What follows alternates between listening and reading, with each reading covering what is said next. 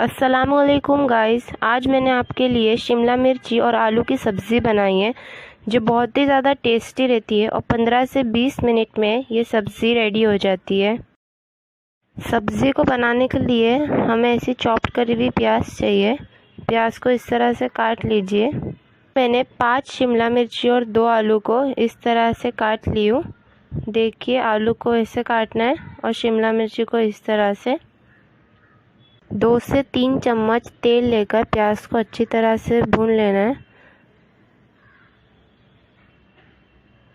ये देखिए, हमारी प्याज अभी एकदम अच्छी तरह से भून गई है। कितना अच्छा इसका गोल्डन ब्राउन कलर आ गया है।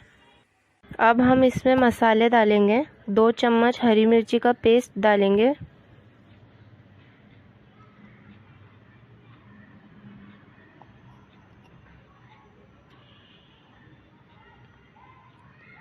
आधा चम्मच लहसुन का पेस्ट डालेंगे। आधा चम्मच कश्मीरी लाल मिर्ची पाउडर डालेंगे ताकि हमारी शिमला मिर्ची में अच्छा सा रेड कलर आ जाए।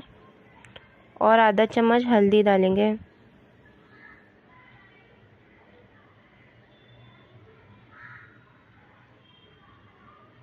आधा चम्मच गरम मसाला पाउडर डालेंगे।